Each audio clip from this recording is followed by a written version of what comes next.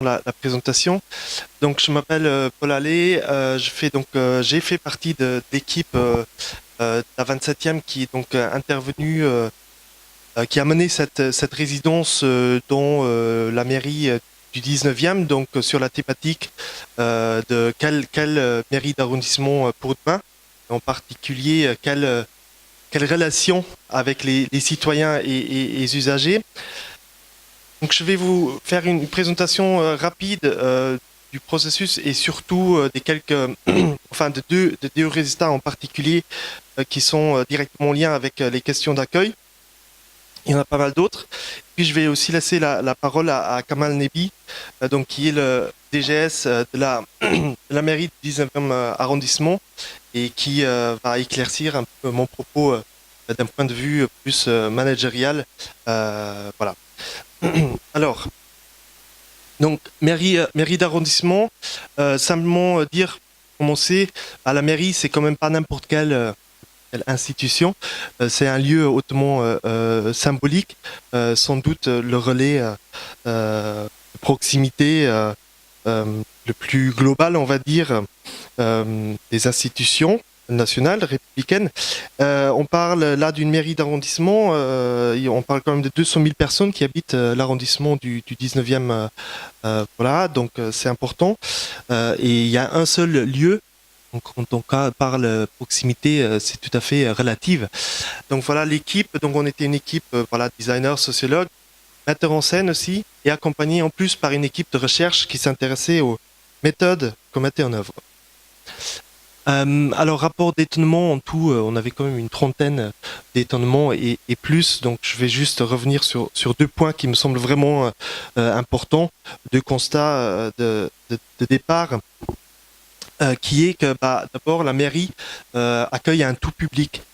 Tout public, c'est vraiment large, c'est-à-dire ça va des prestations, donc tout ce qu'on appelle le socle de la citoyenneté, qui peut concerner tout un chacun. Tout un chacun peut potentiellement ou passe à vocation à passer un jour à la mairie. Il y a le bénéficiaire parce qu'il y a un certain nombre de choses, de services autour de l'action sociale qui sont proposés. Le logement est un point particulièrement intéressant et problématique aussi. Et il y a tout ce qui est participation, animation de la vie locale avec un certain nombre d'événements. Bien évidemment, le niveau d'engagement entre les usagers, citoyens et les services, la mairie, n'est pas le même selon les personnes. Il y a une infinité de cas de figure selon qu'on est participant à un mariage un jour ou qu'on vient régulièrement appuyer son dossier logement, c'est pas tout à fait la même expérience ni situation. Deuxième grand constat, c'est que l'accueil est partout et multiple.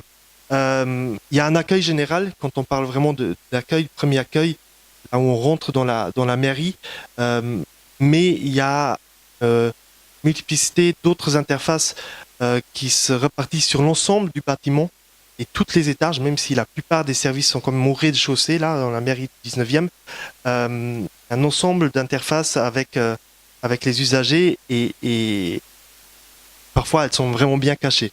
Donc, voilà pour ça. L'accueil général, tout le monde ne passe pas forcément par là. Voilà. Donc, quand on parle d'accueil, c'est une question qui est d'abord assez large. Au niveau de l'accueil général, c'était quand même intéressant de vraiment observer ce qui s'y passe. Il y a un certain nombre de fonctions, donc on va dire, qui sont formelles, formalisées, reconnues, qui sont de l'ordre de voilà informer, représenter, être le premier contact de l'institution, offrir certaines prestations, alors petites prestations, prendre un rendez-vous pour par exemple une, euh, une permanence d'avocat ou voilà fournir un document.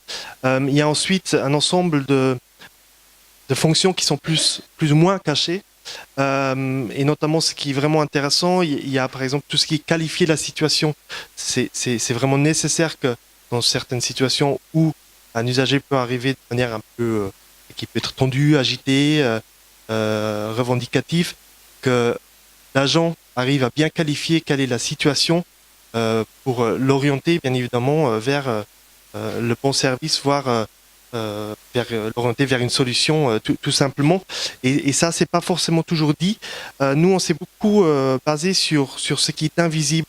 Donc cette question de la qualifier une situation, écouter, prendre en charge un usager, c'est là-dessus qu'on s'est basé aussi pour identifier ce qui pourrait être amélioré, voir ce qui pourrait émerger en termes de nouveaux services ou d'un fonctionnement un peu différent.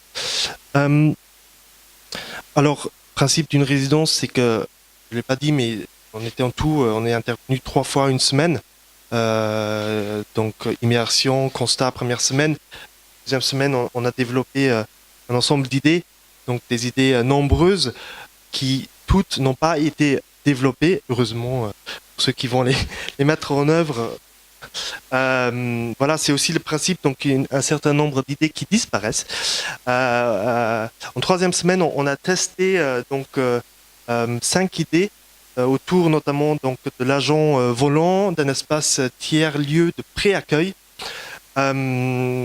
Question de parcours, donc c'était un petit outil qui facilitait, qui est censé en tout cas faciliter le parcours administratif, mairie sensible.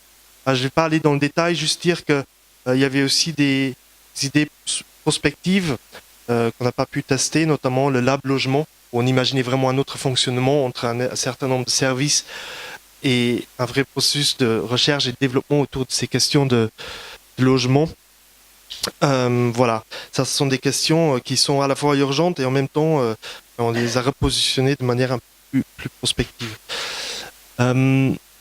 Donc voilà, je vais développer deux idées qu'on a donc explorées, qu'on a expérimentées aussi et qu'on a définies, qui aujourd'hui sont entre les mains de la mairie de Paris. Donc d'abord un espace tiers-lieu et de pré-accueil. Alors là, vous voyez en fait un peu une image idéale. Dans la réalité, aujourd'hui, cet accueil général, ce premier accueil, il se passe notamment derrière. Vous voyez les fenêtres d'accueil, donc les agents ils sont derrière. On peut aussi entrer dans cet espace à droite où il y a un certain nombre d'informations.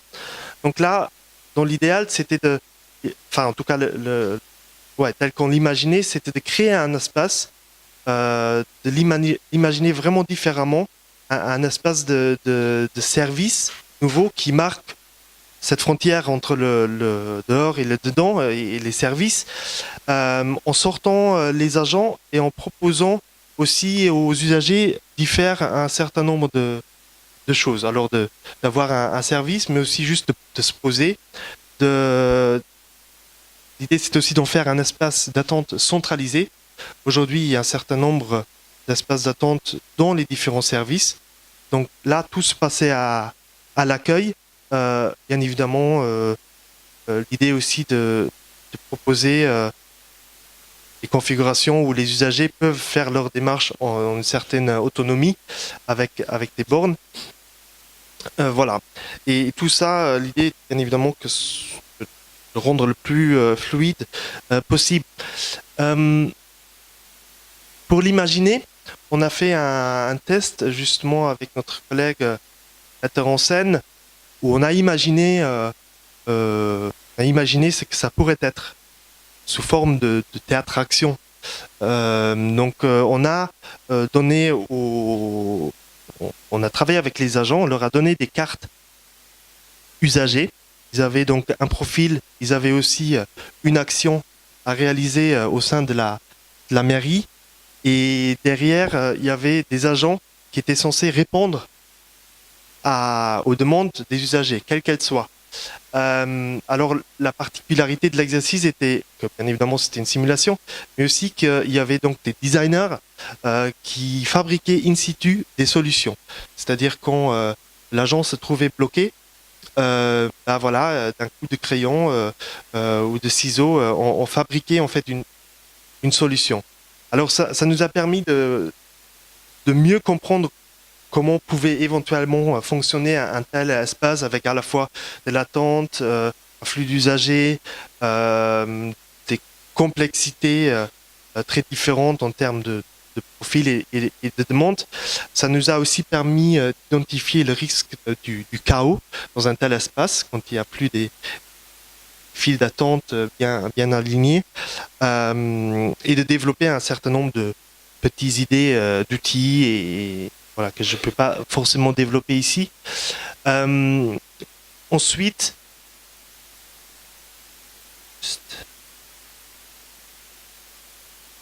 je cherche le film.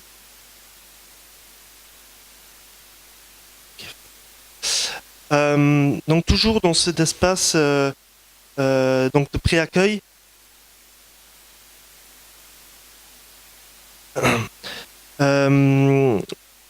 Donc là, je vais rapidement montrer. Donc là, l'accueil, en fait, aujourd'hui, se trouve en bas.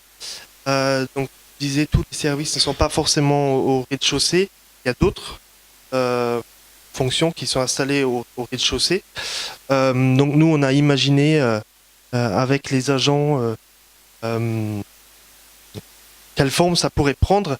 Alors, on a un peu inversé le paradigme aujourd'hui, où historiquement, comme dans beaucoup d'institutions, l'accueil vient plutôt combler pour répondre à une configuration donnée de service. Alors là, l'idée, c'était de faire vraiment de l'accueil le lieu central, et après, les agents sont, les personnes sont dispatchées vers des services regroupés en familles de services. Donc bien évidemment, c'est un idéal.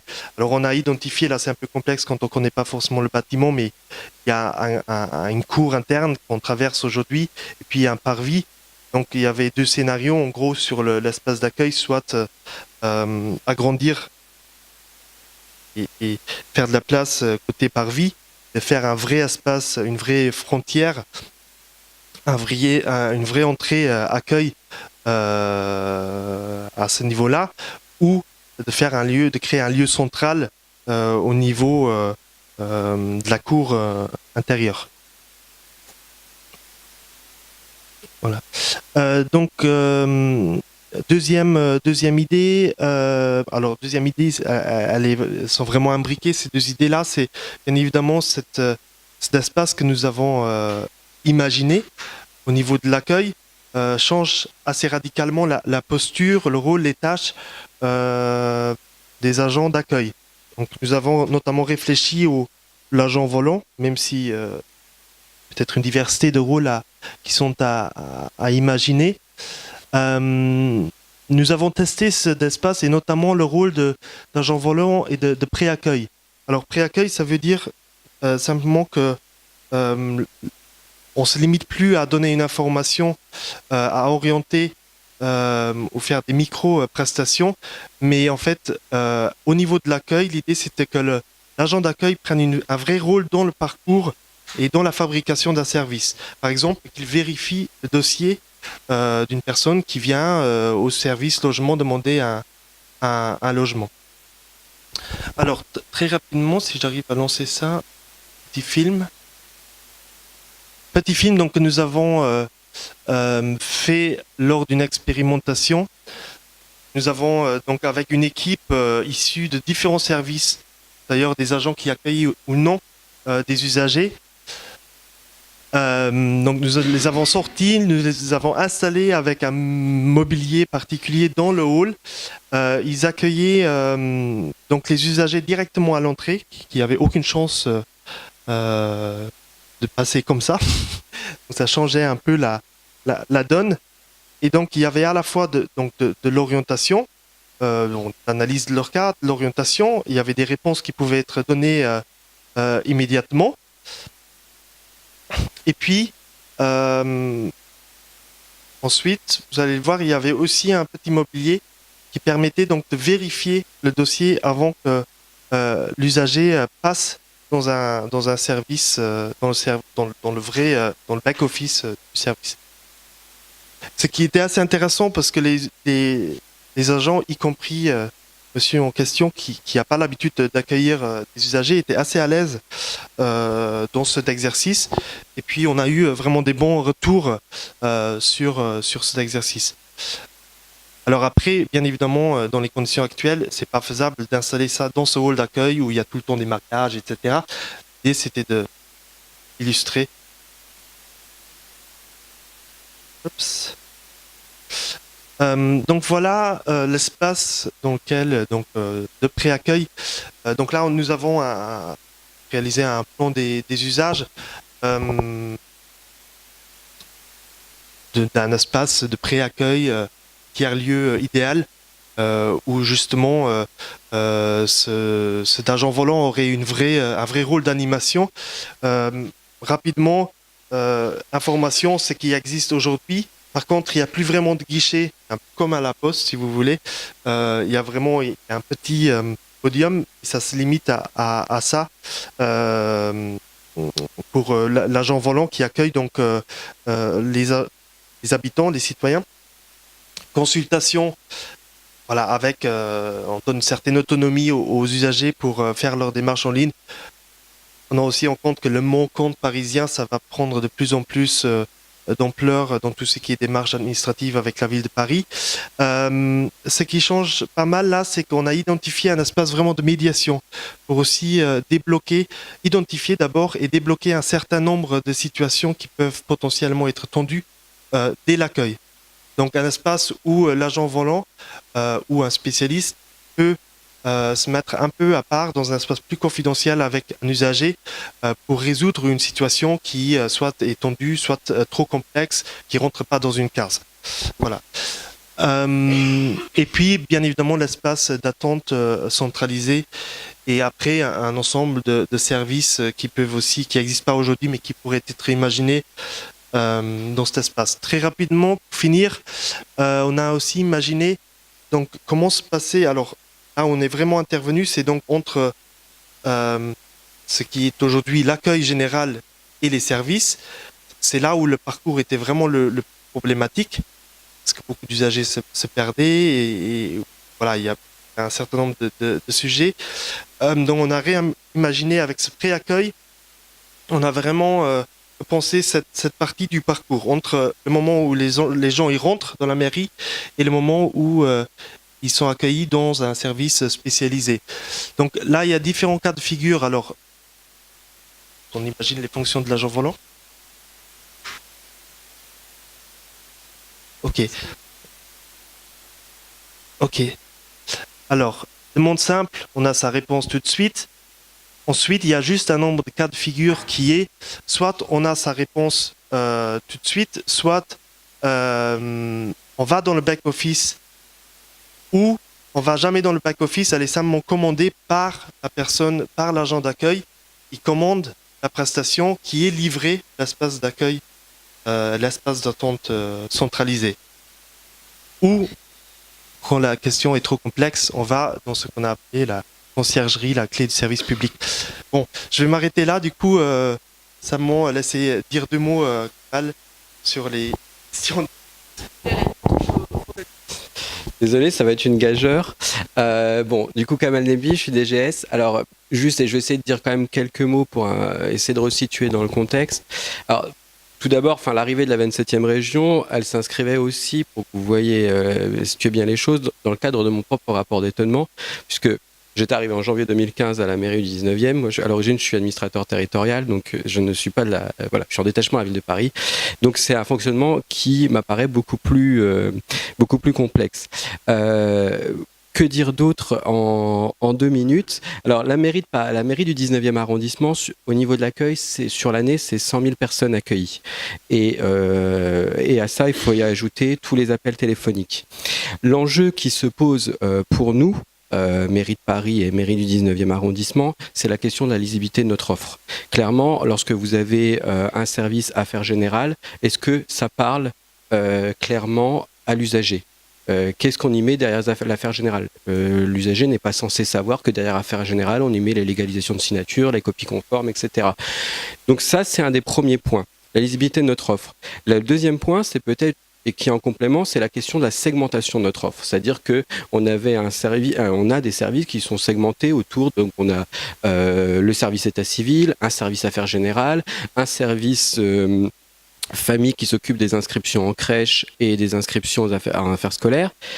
Et dans le même temps, on abrite un organisme indépendant qui s'appelle la Caisse des écoles. Et pour une famille, imaginez se dire que faire l'inscription scolaire, c'est d'abord un service et ensuite pour aller payer la cantine de l'enfant, c'est aller à la caisse des écoles, c'est pas forcément quelque chose qui va de soi. Donc il y a cet élément-là qui pour nous nécessitait de repenser l'accueil, qui nécessite de penser l'accueil pour l'avenir et qui amène la nécessité d'autant plus d'un pré-accueil pour flécher au mieux les demandes des usagers. L'autre point aussi, c'est évidemment d'éviter les attentes trop longues pour les usagers, et la nécessité du pré-accueil, ça va être clairement de vérifier la complétude des dossiers. On essaye de passer en fait sur quelque chose où c'est l'offreur qui décide la segmentation de son offre, à quelque chose qui soit orienté sur la catégorie de l'usager. Essayer d'avoir, par exemple, les familles, l'offre famille, une offre pour les usagers lambda pour ce qui relève de l'état civil, ce qui serait beaucoup plus lisible. S'agissant ensuite des enjeux qui sont sous-tendus par ailleurs au niveau de la ville de Paris, il faut voir qu'il y a des questions qui se posent, par exemple, sur la caisse des écoles. Il y a une refonte en cours globale. Il y a 20 caisses des écoles dans Paris, puisque une par mairie d'arrondissement. Alors, je vais essayer d'être très très court, rassurez-vous. Une par arrondissement et, comment dirais-je l'idée, ça serait de pouvoir rapprocher les prestations de la caisse des écoles des mairies. Bon, ça c'est le premier point. Autre point, pour être encore très rapide, c'est l'intégration, la volonté de la mairie de Paris et de l'État que les titres, les cartes d'identité et les passeports soient traités dorénavant à la mairie de Paris et non à la préfecture de police, comme ce qui se fait dans la plupart des communes de France. Donc tout ça fait qu'il y a une nécessité d'envisager un pré-accueil. L'autre point, pourquoi l'agent volant? C'est tout simplement pour orienter au mieux les âgés dès le départ, faire en sorte qu'ils puissent être accompagnés, puisque nos locaux souffrent d'un déficit de lisibilité en termes de signalétique, etc., etc. Et donc l'idée, c'est de pouvoir aller chercher l'usager et de l'orienter au mieux, ce qui le sécurise et évite aussi des situations conflictuelles par la suite. En termes d'enjeux RH, et ça sera mon propos pour conclure, puisque le temps m'est énormément compté, est-ce que je vois, en termes d'enjeux RH, tout ceci insinue qu'il va y avoir une transformation des métiers d'accueil. Clairement, on est dans une logique où on va avoir des bornes numériques à l'avenir, où les usagers, comme à la Poste ou à la SNCF, pourront solliciter certaines prestations. Il va bien falloir du monitoring, du tutorat, c'est-à-dire des agents d'accueil qui aillent vers les usagers pour leur apprendre à se servir des machines.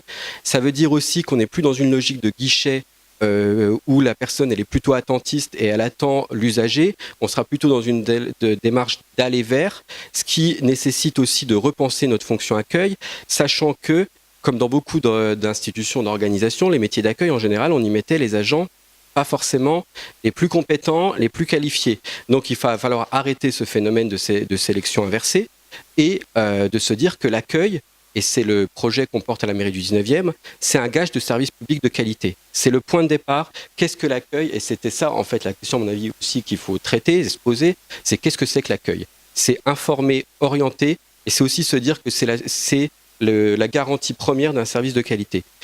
Dernier point en termes d'enjeux RH, c'est la place de l'encadrement intermédiaire dans cela. Parce que bien souvent, et c'est un peu le cas de l'accueil dans de nombreuses institutions aussi, c'est qu'au niveau de l'encadrement de l'accueil, on y met parfois le meilleur des agents, le plus expérimenté, mais pas forcément celui qui sera managérialement le plus au point. Or, là, si on veut aller vers un accueil qui soit plus ambitieux, qui gère, comment dirais-je, va vers l'usager avec un changement de culture de la part des agents d'accueil, ça veut dire que nécessairement, on va devoir faire monter en compétence notre encadrement intermédiaire, et c'est là pour nous un des enjeux forts, pour l'aider à organiser les restructurations de services qui vont découler, qui vont l'aider à gérer de manière plus flexible les flux de nos usagers et à organiser un pré-accueil. Donc, voilà, je terminerai par ceci, c'est qu'évidemment, je remercie la 27e région pour son rapport, pour son étonnement et ses propositions. Mais pour nous, derrière, ça veut dire qu'en termes RH, il va falloir porter ce projet en se disant que, en ayant toujours cette question en tête, c'est finalement, qu'est-ce que l'accueil?